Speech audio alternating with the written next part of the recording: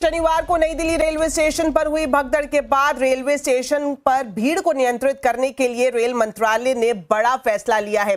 Crowd management के लिए नई दिल्ली रेलवे स्टेशन पर 26 फरवरी तक प्लेटफॉर्म टिकट की बिक्री बंद करने का फैसला लिया गया है। इसके अलावा महाकुंभ खत्म होने तक सीआरपीएफ की तैनाती भी नई दिल्ली रेलवे स्टेशन पर की जाएगी। साथ ही साथ क्राउड मैनेजमेंट के लिए रेल मंत्रालय ने दिल्ली, बिहार और उत्तर प्रदेश के करीब 60 सबसे व्यस्तम स्टेशनों पर होल्डिंग एरिया बनाने के भी आदेश जारी कर दिए हैं। इसके अलावा एआई और अन्य तकनीकों का इस्तेमाल करके क्राउड मैनेजमेंट और संकट प्रबंधन किया जाएगा। तो नई दिल्ली रेलवे स्टेशन पर हुए हादसे के बाद भी दूसरे कई स्टेशनों पर भारी भीड़ देखने को मिल रही है। पश्चिम बंगाल, बिहार, उत्तर प्रदेश, मध्य प्रदेश के कुछ स्टेशनों पर लोगों की संख्या काफी ज्यादा दिखाई दे रही है। भीड़ का एक ऐसा मंजर दिखाई दे रहा है जो डरा देने वाला है। लोग कैसे भी करके ट्रेन में सवार होना चाहते हैं। प्रयागराज, पटना, बिहार के मुजफ्फरपुर, पश्चिम बंगाल के आसनसोल, मध्य प्रदेश के कटनी का हाल बेहद बुरा है। आपकी स्क्रीन पर इस वक्त आप जो अलग अलग तस्वीरें देख रहे हैं, ये प्रयागराज, उत्तर प्रदेश के रेलवे स्टेशन पर किस तरह से भीड़ अभी भी दिखाई दे रही है। हालांकि नई दिल्ली रेलवे स्टेशन पर आप देखेंगे कि जो हादसा हुआ था उसके बाद से रेलवे एक्शन में आए और वहां पर सख्ती के बाद अब इस तरह का माहौल है कि भीड़ कम दिखाई दे रही है। वहीं एक तस्वीर आपको दिखाई दे रही है उत्तर प्रदेश अयोध्या के रेलवे स्टेशन की, और साथ ही साथ पटना, बिहार, भागलपुर, बिहार में किस तरह से बड़ी संख्या में अभी भी यात्री दिखाई दे रहे हैं। यहां पर जो तस्वीर में साफ दिखाई दे रहा है कि जो क्राउड मैनेजमेंट है वो फिलहाल यहां से दिखाई नहीं दे रहा है। आगे बढ़ते हैं और आपको बता दें, नई दिल्ली रेलवे स्टेशन पर भीड़ कम दिखाई दे रही है जिस तरह से हमने तस्वीरों में भी देखा, लेकिन संपूर्ण क्रांति ट्रेन जो प्रयागराज जाती है उसमें अभी भी भारी भीड़ देखने को मिली है। ट्रेन के दरवाजे पर ही इतना ज्यादा रश था कि लोग ट्रेन पर घुस नहीं पाए। देखिए संवाददाता सपना की ये रिपोर्ट। मैं आपको तस्वीर दिखाऊं, ये देखिए संपूर्ण क्रांति आ गई है। ये ट्रेन प्रयागराज जानी है। मैंने आपको पहले भी बताया था, बहुत लोकप्रिय ट्रेन है। लोगों को जनरल से जाना होता है तो इस ट्रेन का सहारा लेते हैं। फिर से देखिए कुछ ऐसी तस्वीर आपको दिखाई देगी। देखिए बच्चों को लेके, बुजुर्गों को लेके लोग कैसे चढ़ रहे हैं। फिर से वही आफत की ऐसी तस्वीर दिखाई दे रही है। हमें फिर समझना होगा, ट्रेन आपको दोबारा मिल जाएगी, जान दोबारा नहीं मिलेगी, लेकिन कोशिश ये देखिए, फिर से दिखाइए, निजाम दिखाते रहिए वो तस्वीर। बच्चों को किस तरीके से खींचा जा रहा है, किस तरीके से यहाँ पर लोग अपना लगेज लेकर। संपूर्ण क्रांति एक्सप्रेस की तस्वीर देख रहे हैं आप। ये स्लीपर का कोच है, स्लीपर की इन्होंने टिकट ली होगी, लेकिन जनरल वो देखिए इधर आइए, इधर आइए, इधर आइए, इधर आइए, इधर आइए। मैं फिर एक तस्वीर दिखाऊं, ये देखिए, ये अभी तक आपने वायरल वीडियोस में देखी थी, मैं ये तस्वीर आपको दिखा रही हूँ। ये देखिए कैसे ये लोग यहाँ से चढ़ने की कोशिश कर रहे हैं। ये जानलेवा साबित होगा। ये यहाँ से चढ़ने की कोशिश की जा रही है। वो तस्वीर दिखाइए जरा निजाम जी। फिर से लोग ये कोशिश कर रहे हैं कि ट्रेन इस तरीके से खुली है, यहाँ से चढ़ सके। वहां देखिए वो महिला किस तरीके से फंस चुकी है। वो महिला देखिए किस तरीके से फंसी हुई है। बहुत बुरी स्थिति है। ये देखिए अभी भी लोग मानने को तैयार नहीं है।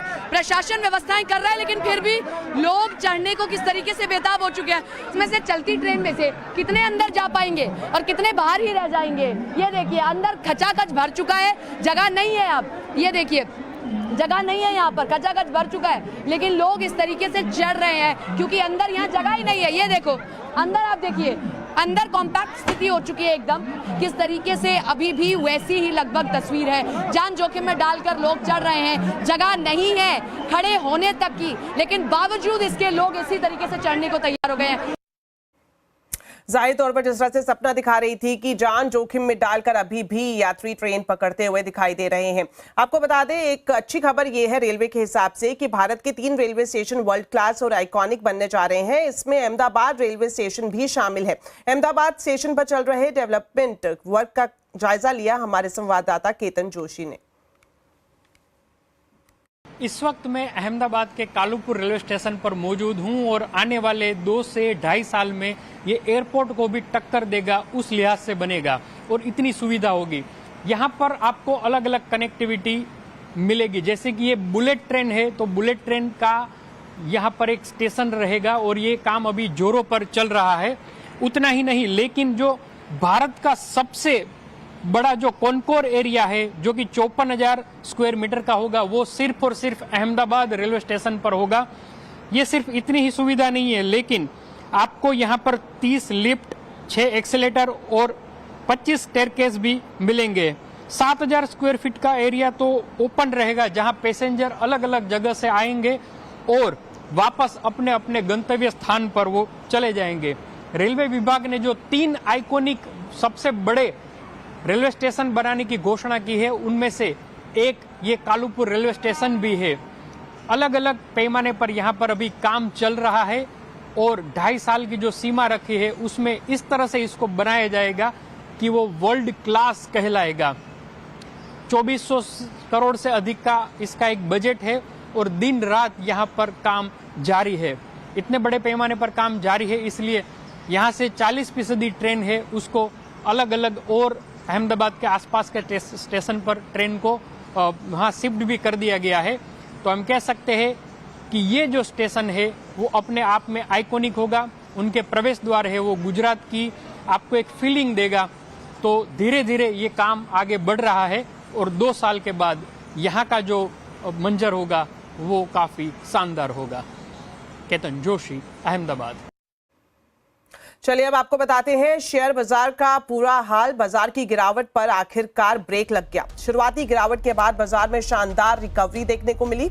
8 दिनों की गिरावट के बाद सेंसेक्स निफ्टी बढ़त पर बंद हुए। सेंसेक्स 58 पॉइंट चढ़कर 75,997 पर और निफ्टी 30 पॉइंट चढ़कर 22,960 पर बंद हुआ। Mid cap small cap index ने भी शानदार कमबैक किया। मार्केट का पूरा हाल अब समझते हैं कंचन से। तो कंचन बताएं, आज के बाजार में किन स्टॉक में तेजी और कहां दबाव दिखाई दिया?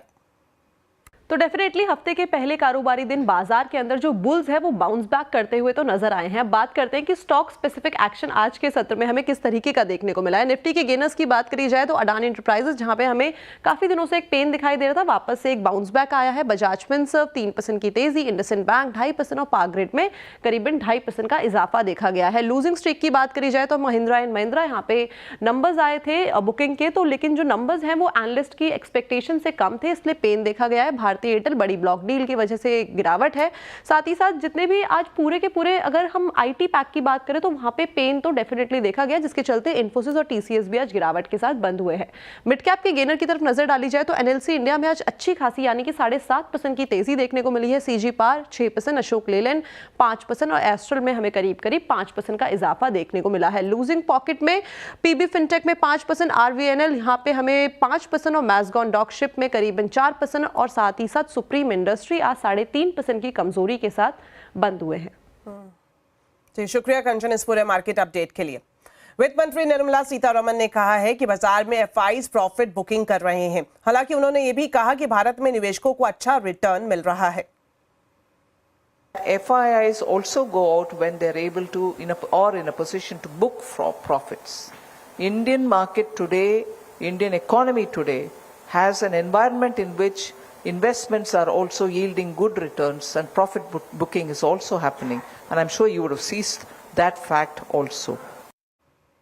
सरकार इंश्योरेंस पॉलिसी का फ्री लुक पीरियड 1 महीने से बढ़ाने की तैयारी कर रही है। Financial services secretary M Nagaraju ने कहा कि सरकार ने इंश्योरेंस कंपनियों से कहा है कि वो पॉलिसी का फ्री लुक पीरियड 1 महीने से बढ़ाकर 1 साल करें। अगर ऐसा होता है तो आप मिस सेलिंग होने पर अपनी पॉलिसी को 1 साल के अंदर वापस लौटा सकेंगे और आपको इसका पूरा रिफंड भी मिलेगा। Now we have introduced a policy, a 1-year lookout policy. In fact, we encourage our insurance companies to extend this lookout policy to 1 year, 1 month to 1 year. Now, most, including private sector, they are now doing that.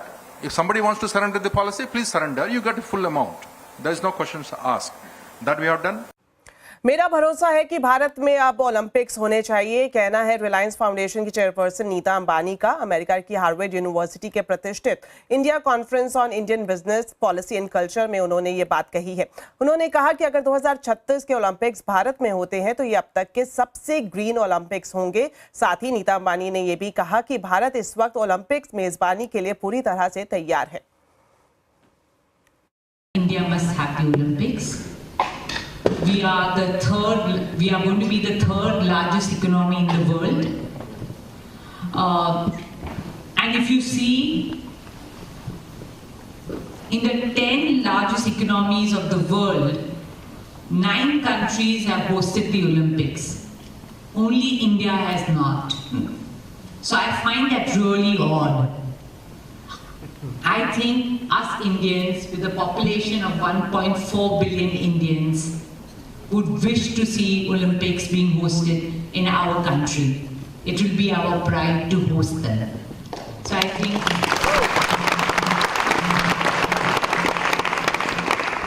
so that is the reason I think the Prime Minister also mentioned that India will bid for the Olympics for 2036. चलिए वक्त हो गया एक छोटे से break का। Break के बाद जब वापस लौटेंगे तो बात करेंगे दिल्ली में नई सरकार के शपथ ग्रहण समारोह की। आप देखते रहिए आवाज समाचार।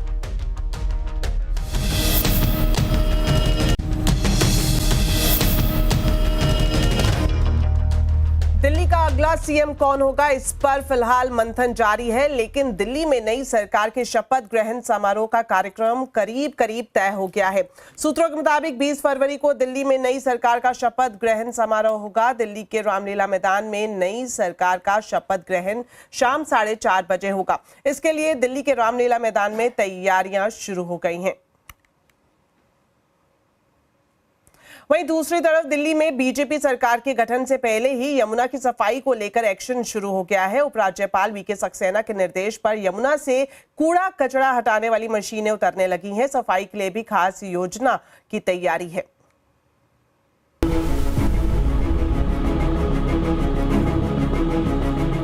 मैंने चुनाव प्रचार के दौरान संकल्प लिया है कि यमुना जी को हम दिल्ली शहर की पहचान बनाएंगे।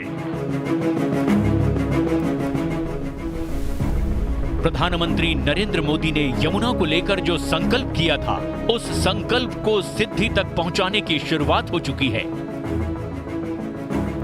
यमुना के कायाकल्प का काम शुरू हो चुका है। यमुना में उतरी बड़ी बड़ी मशीनें ये तो शुरुआत भर हैं। दिल्ली के एलजी ऑफिस के मुताबिक यमुना की सफाई का काम 4 अलग अलग फेज में किया जाएगा। सबसे पहले यमुना नदी की धारा से कचरे और गाद को हटाया जाएगा। इसके साथ ही नजफगढ़ ड्रेन, सप्लीमेंट्री ड्रेन और अन्य सभी प्रमुख नालों में सफाई अभियान शुरू किया जाएगा। इसके अलावा एसटीपी यानी मौजूदा सीवेज ट्रीटमेंट प्लांट्स की क्षमता और आउटपुट पर नजर रखी जाएगी। इसके अलावा 400 एमजीडी सीवेज ट्रीटमेंट की कमी को पूरा करने के लिए नए प्लांट बनाए जाएंगे। एक 3 साल का एक रणनीति बनाई गई है। 3 साल के अंदर यमुना जी साफ हो, इसकी चिंता कर रहे हैं। और दिल्ली सरकार जैसे ही गठित होगी और दिल्ली सरकार के एजेंडे पे सबसे पहला एजेंडा यह होगा कि हम यमुना कैसे साफ करें और अगले 3 से 5 साल के अंदर यमुना जी बिल्कुल स्वच्छ और निर्मल हो, इसकी चिंता होगी। जिस दिन उन्होंने ये कहा था कि यमुना में बीजेपी ने या हरियाणा सरकार ने जहर मिला दिया है, उन्होंने अपने ताबूत में आखिरी कील ठोक ली थी। निश्चित तौर पर प्रधानमंत्री जी का जो वक्तव्य है, यमुना मैया को साफ करने का वक्तव्य है और उसी काम पर एलजी साहब ने जो कचरा निपटान की है, 3 साल के अंदर इस यमुना को साबरमती जैसा अहमदाबाद में रिवर फ्रंट है वैसा होगा, पर्यटन स्थल होगा, यमुना साफ होगी। लोग सफाई के मामले में पूर्वांचल के लोग वहां पर अपनी पूजा भी करेंगे। दिल्ली चुनाव में यमुना की सफाई का मामला बड़ा चुनावी मुद्दा बना था। यमुना की सफाई के लिए खुद बीजेपी ने 3 साल की डेडलाइन सेट की है और अब उसे जमीन पर उतारने के लिए सरकार के गठन से पहले ही एक्शन प्लान पर काम शुरू हो चुका है।